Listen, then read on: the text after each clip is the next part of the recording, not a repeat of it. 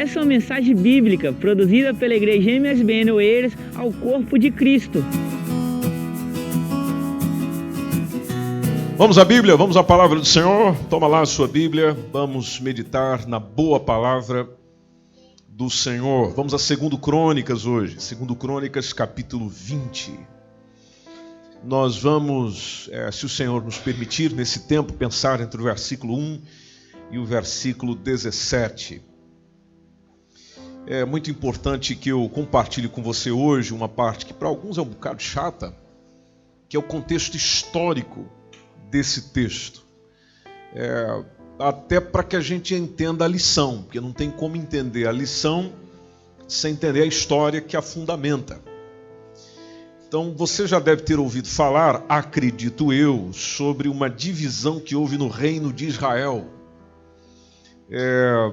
O conhecido reino de Israel que nós encontramos na Bíblia, o livro de Reis e também o livro dos Crônicas, que é onde nós estamos, ou das Crônicas, melhor dizendo, ele fala bem disso. Ele apresenta essa divisão que houve entre as tribos do norte e tribos do sul em Israel. Então, tinha o reino do norte, que eram 10 tribos, capital Samaria.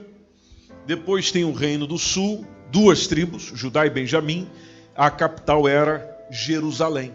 Interessante como as coisas chegaram até aqui. Houve essa divisão por causa da insistência de um indivíduo, por nome Roboão, que era filho de Salomão, melhor dizendo, o filho que Salomão teve com uma mulher chamada Naamá, que é uma mulher amonita, e o reino naturalmente enfraqueceu. Houve um enfraquecimento econômico do reino de Israel, quando ainda era todo mundo unido, era um reino só, e o Roboão simplesmente resolveu aumentar a carga tributária, que já era pesada.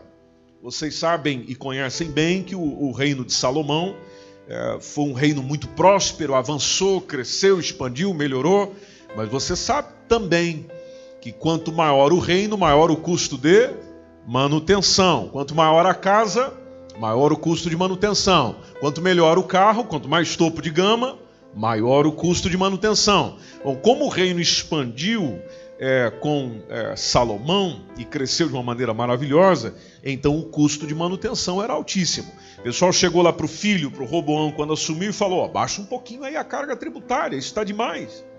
Não. Inclusive ele foi tirar conselhos não com os conselheiros do seu pai, ele foi tirar conselhos com o pessoal da sua idade, com os meninos como ele. Consequência, divisão no reino. O pessoal ouviu a proposta dele, ele não quis aliviar para as tribos de Israel, e então houve um rompimento. É aqui onde houve a divisão. É aqui onde nós temos, como já disse, o reino do norte e depois o reino do sul. Só ficou com Roboão 2 tribos. Tribo de Judá, Benjamim. As outras 10 foram todos para um outro rei chamado Jeroboão. Aí esse reino do norte, que se você na sua Bíblia ler Reis, livro dos Crônicas, então você vai entendendo como é que ele aconteceu, como é que ele funcionou. Ele chega a durar por volta de 200 anos, foi governado por diferentes reis. Na sua Bíblia, conforme você vai lendo sobre os reis do Reino do Norte, na sua maioria, eles são identificados pela seguinte qualificação: e esse era mau aos olhos do Senhor. Ou seja, a grande parte dos reis do Reino do Norte não dirigiram a nação, não conduziram a nação conforme os desígnios do querer de Deus, da vontade de Deus. Então foi um reino cheio de crise política, crise social, crise religiosa, porque quando a gente faz as coisas sem consultar o Senhor ou segundo o querer do Senhor, então as coisas dão para o torto, as coisas vão mal. Você acredita nisso ou não? As coisas vão mal. E o Senhor já tinha avisado isso ao povo de Israel, Deuteronômio 28 e 29, conhecidíssimo dos leitores da Bíblia, e isso aconteceu no Reino do Norte. Aí a gente, na mesma leitura, vai acompanhando ao mesmo tempo a história do Reino do Sul. O Reino do Sul, do qual foi governado por 19 reis da descendência da família de Davi, foi enfrentando sim com muitas dificuldades, inclusive chegou a entrar em confronto algumas vezes com o reino do norte. Houve também alguns momentos onde os dois reinos trabalharam juntos, porque eles sofreram crises ameaçadoras, sofreram crises graves. E nessa leitura, nessa aproximação, é quando a gente chega nesse momento de 2 Crônicas 20, logo no versículo 1, que nos tem o seguinte texto: sucedeu que depois disso, os filhos de Moabe e os filhos de Amon, e com eles alguns outros dos amonitas, vieram a peleja contra que rei? Como é que é o nome dele? Josafá. Josafá era um dos reis do Reino do Sul. Ele era filho de um outro rei chamado Asa. Foi o quarto rei de Judá. Ele era trineto de Salomão. E sendo o quarto rei de Judá, até a gente encontra ali na história um momento onde o Josafá, já com 35 anos de idade, ele reinou junto com seu pai durante 3 anos. Foi corregente, ajudou a administrar e conduzir as coisas. E no reino de Israel, no mesmo tempo, nós temos reis famosos, que a gente de vez em quando sempre ouve o nomezinho deles em alguma história, em algum momento dos relatos bíblicos. Era o caso de Acabe. Vocês lembram do Acabe? Carinha difícil, né? Complicadinho. Ele tinha uma mulher ainda mais terrível do que ele. O nome dela era Jezabel. Veja que a gente conhece essa história aí. Então o Josafá reina junto ali no mesmo período que o Acabe, Acasias, tem um outro que é o Jeorão, todos estes, melhor dizendo, reis do reino do norte. Bom, Josafá reina por 25 anos, é a informação que a gente tem em 1 Reis 22 e 42, só que durante os últimos 5 anos do seu reinado, o Josafá teve também o seu filho Jeorão reinando junto consigo. Veja que ele fez isso com o pai, depois trouxe o seu filho para reinar consigo também. O Josafá, só para a gente entender um pouquinho sobre esse homem, ele morre com 60 anos de idade, foi sepultado na cidade de Davi. Quando você lê na Bíblia cidade de Davi, quer dizer a cidade de Jerusalém. Quem respondeu? Eita, homem fantástico, professor da nossa escola dominical. Você que não participa da escola dominical está perdendo a oportunidade de ouvi-lo. Então esse reino que foi acontecendo no período de Josafá foi um reino próspero, um reino de riqueza, um reino onde a coisa foi fluindo, foi acontecendo. Só que tem uns detalhes na história de Josafá que bate certinho com a vida da gente. Onde vai havendo riqueza, vai havendo prosperidade, só que chegou um período que o Josafá deixou de buscar ao Senhor. E ele passou a agir por si mesmo. Você já passou por isso? Claro que você não vai dizer nada. Mas é só para despertar a tua consciência. Você já passou por isso? Você já teve algum momentinho da sua vida que você não foi consultar o Senhor, não foi falar nada com Ele, foi só vivendo. Né? A gente chega até e responde para os outros: estou vivendo, vamos vivendo. Pois é, ele teve isso. Ele confiou, teve algum momento da vida dele que ele confiou nas suas capacidades, ele confiou nos seus bens. Teve uma circunstância, você está com a sua Bíblia aberta aí? Você pode só voltar no capítulo 18. Nós estamos no capítulo 20, mas se você voltar no capítulo 18, tem uma circunstância que ele fez uma perigosa aliança, sabe com que rei? O Acabe. Aquele cara perigoso lá. Veja, para fazer aliança com Acabe, você tem que estar distante de Deus. Ele fez uma aliança com Acabe, que era um rei perverso, como a gente sabe. Inclusive, é o Acabe com a Jezabel que institui o culto a um Deus chamado Baal. Eu estou aqui puxando para vocês soltar a carga aí. O Baal, tudo isso começa no Reino do Norte com Acabe e com Jezabel. E eles fazem essa aliança, e você que é estudante de história, apreciador da história, sabe muito bem que no passado a aliança era feita com um casamento. E essa aliança foi firmada por meio de um casamento com uma das filhas de Acabe. E isso trouxe para o tempo de Josafá uma derrota moral. física, espiritual. Inclusive Deus levantou um profeta lá para bater um papo com ele. O nome desse profeta era o Jeú.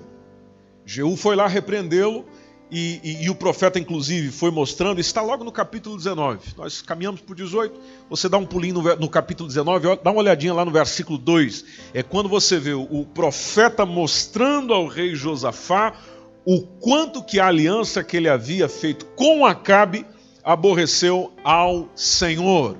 Porque presta atenção lá, meu irmão, minha irmã, e você que está pela internet aí com a gente. Alianças feitas com alguém, sem a orientação e a permissão de Deus, sempre traz prejuízo. Sempre. Por isso que nós temos que tomar muito cuidado com aquilo que nós fazemos nos acordos. Josafá teve 2 erros, que foi a aliança familiar, da qual já partilhei convosco. Seu filho Jeorão casa com a Atalia. A Atalia era filha de Acabe. Depois teve uma aliança militar entre eles. Até porque eles se uniram, e a gente percebe isso no texto, para poder, numa tentativa até de desarraigar Ramote Gileade, que era lá da Síria, e eles se uniram justamente para poder fazer essa conquista. Aí o Josafá matou ovelhas, matou bois em abundância para a comitiva de Acabe. Foi aquela festa. Se você voltar no capítulo 18, você vem lá, você vê a frase, logo no versículo 3, você vê a frase que o Josafá disse para Acabe. Do qual tem expressão dizendo, Josafá disse, serei como tu és. Olha aí o compromisso, meu irmão. Olha que palavra, minha irmã. Quando ele chega e diz, serei como tu és, o meu povo, como o teu povo. Iremos contigo para onde? Para a peleja. Isso na palavra de 2019 seria o famoso tamo junto. Tamo junto. Se você der um pulo no versículo 31, capítulo 18, mas no versículo 31, quando eles foram para essa guerra, coisa correndo, lembra lá o calor da guerra, aqueles filmes épicos que a gente gosta de ver, tá lá as coisas acontecendo, o Josafá só não morreu, e o versículo 31 diz por que ele não morreu, porque o Senhor o socorreu. Olha o perigo, o Senhor o socorreu. O que aconteceu com Acabe? Bom, Acabe morreu aí. Inclusive a forma que o Acabe morreu é uma coisa estranha. Porque a forma que ele morreu, estava lá o flecheiro deve ter pensado, rapaz, eu vou dar uma flechada aqui para cima. Pá! Soltou. O texto bíblico diz que a flecha veio. Sabe esses mísseis teleguiados que a gente vê hoje? Isso já existia lá naquela época. A flecha saiu e veio vindo. Pá. Quem? Acabe. Pegou exatamente em Acabe. Bom, é uma frase. Isso me faz lembrar uma frase que você já deve ter visto. Apesar de no texto a coisa parecer ser muito uma falta de sorte, mas a gente sabe que não existe acaso quando Deus está no caso. Amém, meus irmãos? Você pegou aí para escrever no Instagram? Não existe, não é minha não. Não existe acaso quando Deus está no caso. Aquilo que aconteceu era a propósito de quem também? De Deus. Dias seguintes, quem é que aparece lá para bater um papo com Josafá? Rapaz, veja o que você fez. Que é aquilo que está no capítulo 19, vocês já viram. Versículo 2 e 3, quando o profeta Jeú repreende ao rei Josafá, dizendo, embora que ele tenha vindo em paz para Jerusalém, conforme diz o versículo 2, mas ele repreende. Primeiro, você ajudou um perverso. Você fez aliança com um perverso. Segundo, você amou os que aborrecem o Senhor. Consequência para você, Josafá. A ira do Senhor vai cair sobre você. Estamos nos entendendo na sequência da história? Aí, que momento é essa resposta de Deus para ele? Bom, é aquilo que a gente encontra no capítulo 20. Passadas estas coisas, o Josafá recebe a notícia ruim. E recebe de repente. Que notícia foi essa? a batalha contra Moabe, a Amon e os do montes de Seir, que é aquilo que está no versículo 1 do capítulo 20, que a gente pode voltar lá. Os moabitas e os amonitas, com alguns dos meunitas, entraram em guerra contra Josafá. Por que isso aqui aconteceu? Por causa da aliança anterior. Aliança anterior. Então a gente precisa pensar bem com quem que nós estamos fazendo a aliança. Eu posso estar trazendo problema para a minha vida. O Josafá passou por essa porque não consultou ao Senhor. Versículo 2. Diz o texto que vieram alguns que deram aviso a Josafá. E eles chegaram para Josafá e disseram: olha, vem contra ti pouca gente? Não. Vem contra ti uma grande multidão. Você está tramado, cara. Está vindo contra ti uma grande multidão da além do mar e da Síria. E eis que eles já estão bem pertinho aí. Estão em Azazon Tamar, que é em Engedi. E se arrume, meu irmão. Se organize. Tem uma canção que está fazendo sucesso por aí. Se organize. Permita-me abrir um parênteses, espero que eu não esqueça de fechá-lo depois. Josafá, durante o tempo bom do seu reinado, ele teve uma postura, ele teve uma atitude que fez diferença na vida dele quando chegou essa crise aqui. Isso aqui foi uma crise, foi um momento de crise. Que a gente encontra no capítulo 17. Só passar algumas folhas aí. No capítulo 17, entre o versículo 1 e o versículo 19, quando ele estava no 3º ano do seu reinado, ele ordenou aos levitas, aos sacerdotes, que eles fossem às cidades de Judá e ensinassem às pessoas aquilo que estava no livro da lei do Senhor. Olha que coisa interessante. Aí o que o pessoal fez? Sob as ordens dele, de cidade em cidade, os homens reuniam o povo nas praças, uma vez que não havia sinagogas, nem templos fora de Jerusalém nessa época, então ali eles estavam ensinando as pessoas. Veja o que diz o versículo 9, por exemplo, do capítulo 17, que eles iam ensinando, percorrendo a cidade de Judá com o livro da lei, e a instrução ia acontecendo. Bom, qual foi o benefício futuro que favoreceu lá na crise? A instrução e o ensino da palavra do Senhor trouxe temor ao coração do povo. Então os príncipes e os sacerdotes, tendo ensinado a lei de Deus ao povo, promoveu um grande temor no coração de todos. Se você observar o versículo 10 conta exatamente sobre isso. 2 Crônicas, capítulo 17, versículo 10. O texto diz que veio o quê? O temor do Senhor sobre todos os reinos que estavam em roda de Judá. E não guerrearam contra quem? Contra Josafá. Veja que o temor não veio só para o pessoal de dentro. O temor também caiu sobre o pessoal de fora. Dizer, não, com esse aí não é bom mexer. Com esse aí não é bom tratar, não. Inclusive o versículo 10 e o versículo 11 vai nos mostrando que os filisteus, os árabes, pagavam tributos para Josafá. Ele mais tarde fortificou inclusive as cidades do seu reino. Foi crescendo, foi expandindo em extremo.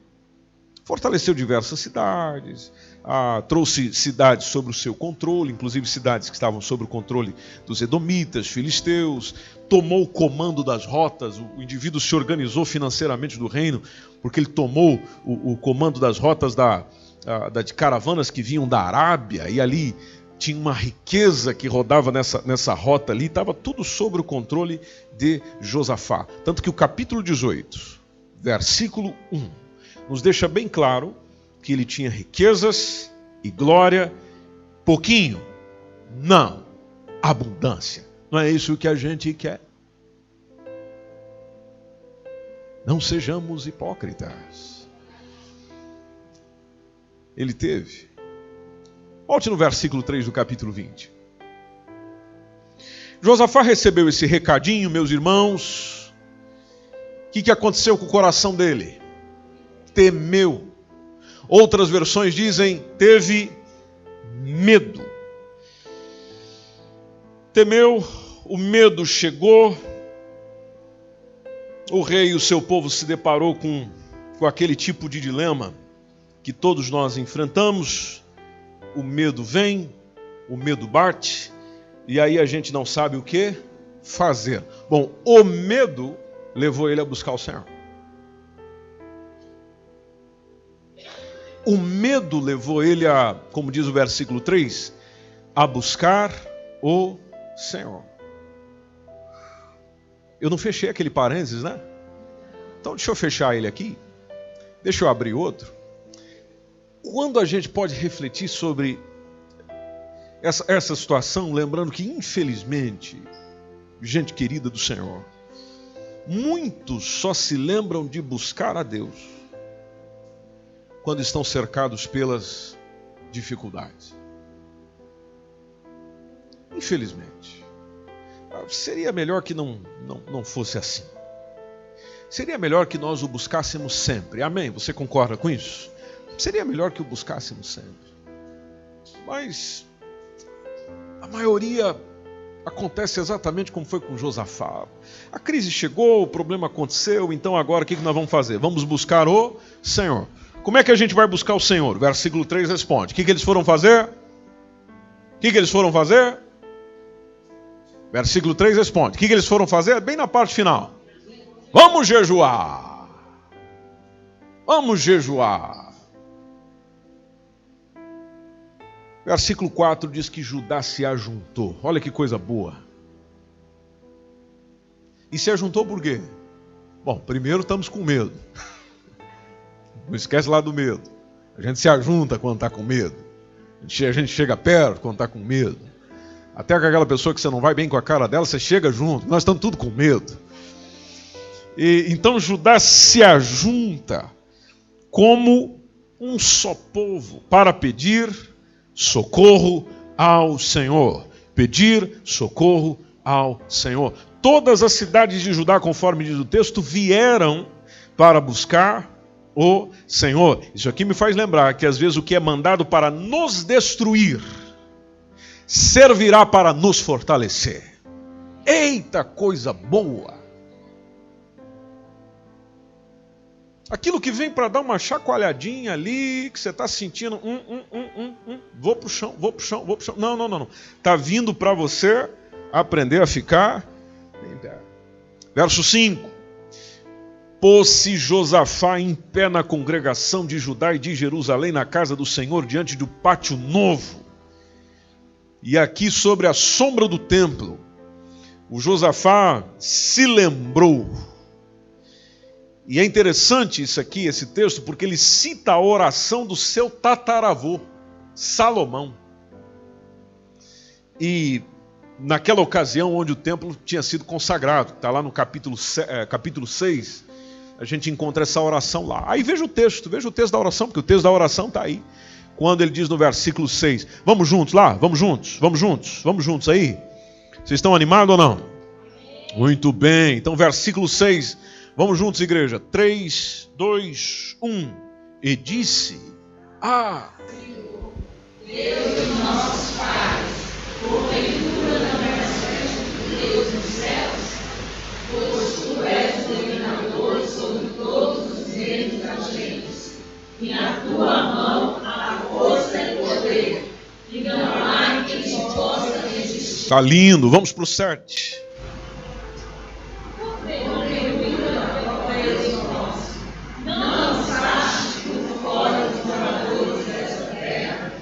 'Diante do teu povo de Israel, e não abreje a semente, eu habito para sempre. Sempre em frente, para trás nem para pegar impulso. Vamos ao versículo 8. E habitaram nela e edificaram nela um santuário ao teu nome, dizendo: 9. Se algum mal nos sobrevier, espada, juízo, peste ou fome, nós nos apresentaremos diante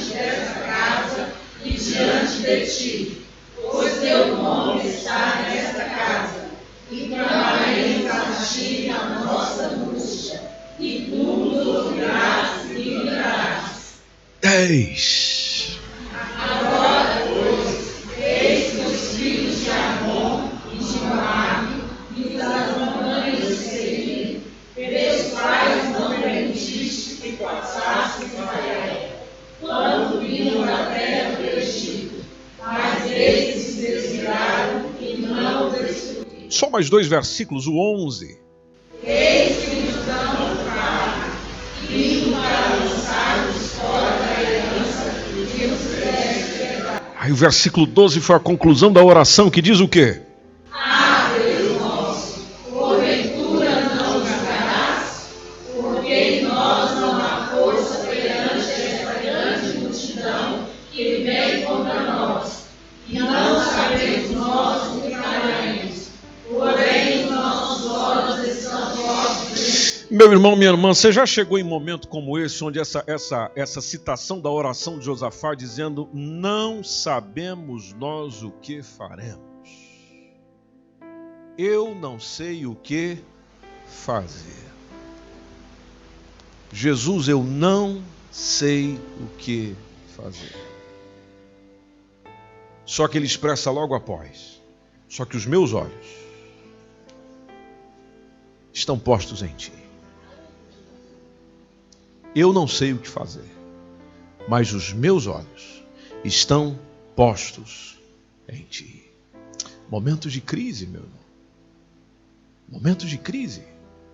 Momentos de crise, a oração é uma fonte de força capaz de nos fazer, olhando para essa oração, de nos fazer recordar experiências em que nós já fomos ajudados por Deus. E na oração você tem a oportunidade de elevar as suas palavras, não precisamente a sua voz. Onde você se aproxima perto do Senhor, lembrando daquilo que Ele é, sabendo que o que Ele é te dá a condição de ser livre daquilo que vem contra você. O versículo 13 diz que e todo Judá estava em pé perante o Senhor, como também, quem mais estava lá? Criancinha não vai ficar fora disso não, está todo mundo aqui correndo risco. Então estava lá o povo, estava lá as crianças, estava lá as mulheres, estava lá os seus filhos, estava todo mundo se humilhando diante de Deus, mostrando a sua total dependência de quem? Do Senhor. A gente precisa buscar socorro, a gente precisa buscar misericórdia, porque o inimigo está chegando aí, o inimigo está atacando, o inimigo quer destruir.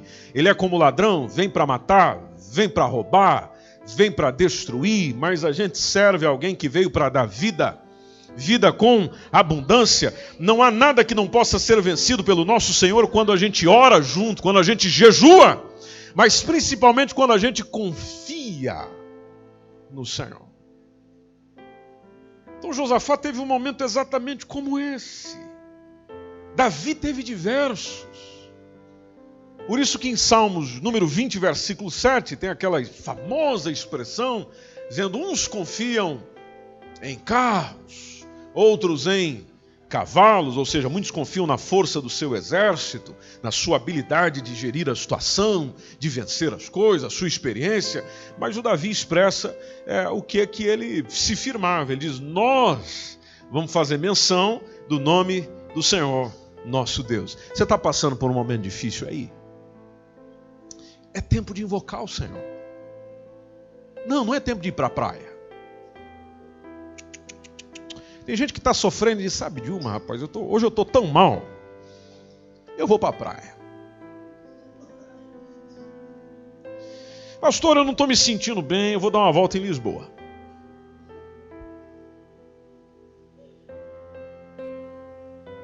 É ou não é? Quantos já fizeram isso aí? Diz amém. Olha aí, esse é o benefício da igreja. Na igreja a gente abre o coração, confessa os pecados, porque nós não tem nada para esconder. Aqui nós estamos para ser perdoados e purificados pelo sangue de Jesus Cristo. Mas não esqueça que a palavra de Deus nos diz que aquele que confessa e deixa Aquele confessa e deixa. Senão semana que vem você já me manda um recadinho dizendo, pastor, eu estou tão mal que eu vou ali e já volto. Vou ali e já venho, né? Estou mal que eu vou ali e já venho. Mas as coisas, eu estou vivendo um tempo de crise, então é tempo de invocação, é tempo de correr para o Senhor mesmo. Não é para diversão, não. É realmente correr para lá. É investir na oração, meu irmão. É investir na oração, minha irmã. Não só no tempo de crise, mas aqui nós estamos estudando um momento, um contexto de crise. É de correr para o Senhor, é de orar, de jejuar. E não quer dizer que de vez em quando você não pode dar uma passeada também, não me entenda mal. Às vezes é necessário mesmo. O problema é quando só o passeio e nada de oração, nada de jejum, nada de clamor, nada de busca ao Senhor. E aí eu quero que as coisas se resolvam.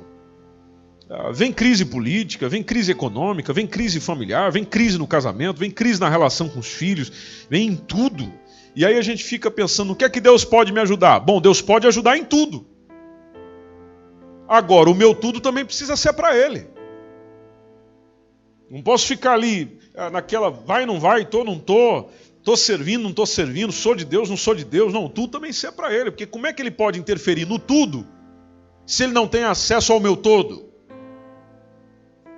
Então é onde nós precisamos nos voltar para o Senhor, considerar aquilo que Jesus disse, que há castas de demônios, que às vezes estão tocando terror na tua vida, e eles só serão expulsos por meio de jejum, oração. Jejum, oração. Jejum, oração, para dar uma variada. Oração, jejum.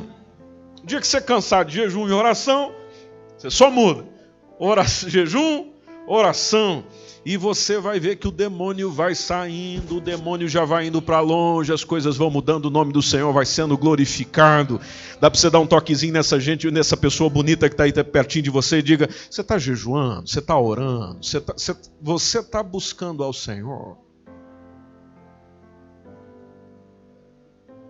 Aleluia. Aleluia. O pessoal fez isso. Bom, consequência. Quem é que apareceu lá? O Espírito do Senhor. Ele não ia ficar de fora. Afinal, ele estava sendo chamado. E o versículo 14 diz que então veio o Espírito do Senhor. Olha que coisa boa.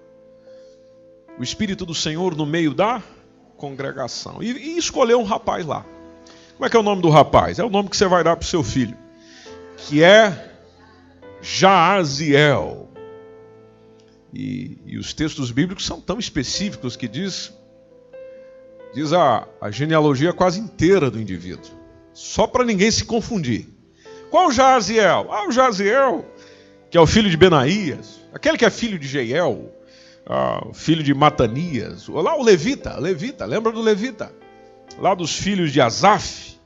Aí Jaaziel, o Espírito do Senhor veio sobre ele e disse, dai ouvidos todo Judá, ó vós moradores de Jerusalém. E tu, ó rei Josafá, assim, que coisa boa quando essa frase é dita. Assim diz o Senhor, não temais. Vocês estão aí, ó. Não temais. Segunda coisa, povo de Judá, não vos assusteis. Eu sei que está vindo aí uma multidão terrível. Não vos assusteis por causa dessa grande multidão, porque tem um detalhe que vocês precisam lembrar. A peleja não é vossa. A peleja é de quem? De Deus. De Deus. De Deus. Às vezes a gente está aí cansado, aflito, chorando, achando que a gente vai entrar na guerra quando pensamos que a guerra é nossa. Não. Quando nós colocamos para o Senhor, a guerra já é com Ele. É problema dele. É coisa para Ele. Deixa Ele entrar no ringue. Deixa Ele bater no inimigo. Deixa Ele fazer. E você só sai do ringue e fica glorificando.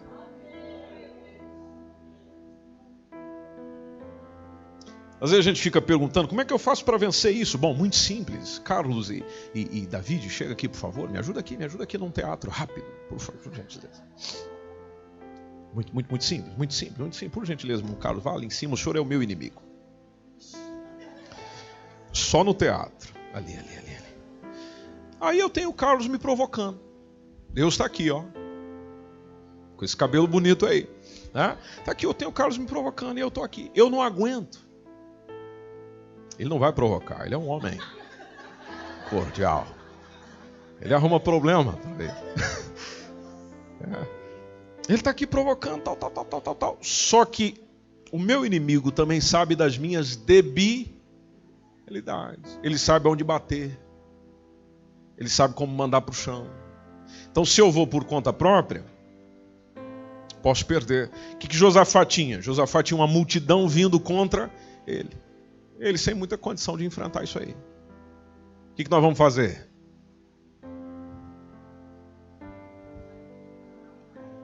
Por gentileza, Senhor, seja bem-vindo. Toma essa causa aí, Jesus está nas suas mãos. Interessante. Fui eu que arrumei problema com o inimigo, né? Esquece disso. Fui eu que arrumei problema com o Carlos. Mas o Senhor é tão bom, tão misericordioso, tão maravilhoso, que diz, eu ainda vou te livrar dessa. Daí você sai de cena, deixa aqui para o Senhor, ó. E você vai, Senhor. Aleluia. Vai em frente, Jesus. Vai, Davi, dá um toque aí, pelo menos, só para dar aquele. Pronto, já venceu, já está no chão. Obrigado, minha gente. Vamos dar um aplauso para eles, que eles tiveram muita coragem de vir aqui. E o que Deus faz é exatamente isso que o Davi fez, é só chegar e já foi. Nessa batalha não tereis que pelejar, diz a palavra de Deus, porque essa peleja não é vossa, essa peleja é de Deus. Nós precisamos entregar as nossas pelejas, batalhas, lutas, aflições ao Senhor. Versículo 16 foi os detalhes, só para a gente concluir a história, dizendo o que vocês vão fazer. Vocês vão ficar aí sem fazer nada. Vocês amanhã vão descer contra eles. Eis que eles sobem pela ladeira de Ziz. Vocês vão os achar no fim do vale, porque o Senhor já sabe o que vai acontecer amanhã, por isso que ele é especialista e detalhista nas orientações. Então, ali vocês vão ficar diante do deserto de Jeruel. E aí no versículo 17 ele lembra, porque o que pode acontecer? Nós estamos aqui nos movimentando para a batalha, nós temos que se preparar, vamos deixar aqui, o Senhor falou para a gente ficar aqui. Arma na mão, pronto para entrar. Veja que o Senhor repete a informação, dizendo, mas atenção, vocês estão se mobilizando, versículo 17, mas nessa peleja, não é porque eu estou posicionando você para a peleja, que você vai ter. É legal. Isso é importante ou não é importante para nós? Ele fica, mas o Senhor está aqui me colocando, eu entreguei o assunto para ele está aqui me colocando no ringue de novo. Estou aqui junto novamente, cara a cara com o inimigo. Sim, mas isso aí você não vai se envolver. Você vai estar ali, mas não vai ter que pelejar. Parai. Essa foi a recomendação. O povo está em quê? Em pé, nada de sentar, nada de relaxar, nada de tranquilizar. Está em pé e vede o quê? Salvação do Senhor. Para com quem? Para convosco, ó Judá, ó Jerusalém. Eu sei que vocês ainda estão tensos. Atenção, não tem mais. Está tudo controlado. Não é maravilhoso quando alguém chega e diz isso para nós? Está tudo controlado. A gente, está tudo bem, está tudo controlado. Não tem mais, não vos assusteis. Amanhã, vocês simplesmente saem ao encontro, porque o Senhor será convosco. Josafá fez o quê? Se prostrou, verso 18, se prostra o rosto em terra, todo Judá e os moradores de Jerusalém se lançaram perante o Senhor e foram fazer o quê? Vamos comer carne assada? Não, vamos adorar o Senhor. Vocês estão vendo como tem muita coisa que a gente precisa mudar? Porque talvez recebendo uma profecia dessa, a gente diz, aleluia, vamos celebrar, vamos para o chimarrão, meu irmão. eu pago para todo mundo, porque o Senhor deu uma palavra e baseado nessa palavra nós vamos lá comer. Não, a gente ainda não venceu. Ou seja, nós precisamos continuar adorando ao Senhor, buscando ao Senhor. Resumindo e concluindo, como se diz em Portugal, quando os exércitos inimigos foram se aproximando de Jerusalém, aí eles ouviram o som dos louvores. E houve uma coisa interessante aí também. O pessoal começou a cantar. Essa é uma batalha que foi vencida com cântico. O pessoal começou a cantar ali. Aí os inimigos ouviram os louvores. E as Sagradas Escrituras dizem, é só você continuar lendo os versículos aí, que eles foram caindo em emboscadas. O povo de Israel fez alguma coisa? Não. Só ficou adorando ao Senhor. Os inimigos foram caindo em emboscadas. Pega um dali. Outra coisa, eles começaram a se tornar um contra o outro. Começaram a se autodestruir. Sem que o povo precisasse fazer qualquer coisa. Foram desbaratados, é o que diz justamente o versículo 24, os inimigos do povo de Deus. O que nós aprendemos? E aqui eu concluo, igreja. O inimigo não pode resistir ao povo de Deus se esse povo de Deus estiver envolvido na oração, estiver envolvido no jejum, estiver envolvido na verdadeira adoração. Que é isso que a gente encontra aqui. Você pode repetir comigo? Oração, jejum, verdadeira adoração. Vamos junto de novo, para ver se domingo que vem a gente lembra? Oração, jejum, verdadeira adoração. Vamos falar mais uma vez só para ficar, bem firminho aqui dentro. Oração, jejum, verdadeira adoração. É isso que a gente está precisando.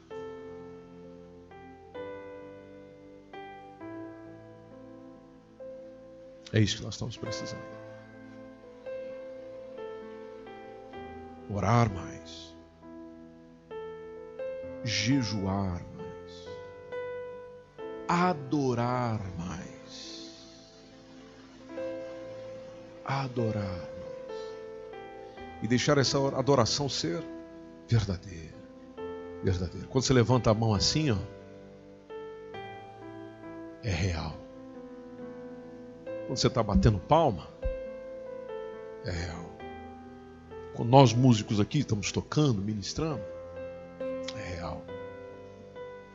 Estamos adorando. O que a gente vai começar a ver? Deus assumindo as nossas batalhas. Deus assumindo as nossas pelejas.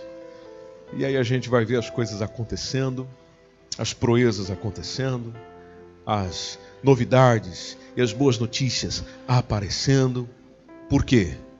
Porque nós estamos no estilo de vida que agrada o nosso Senhor, que preza pelo Senhor, que adora o Senhor, que jejua não para conseguir coisas do Senhor, mas para conseguir se aproximar do Senhor, abrindo mão do ordinário para experimentar o extraordinário.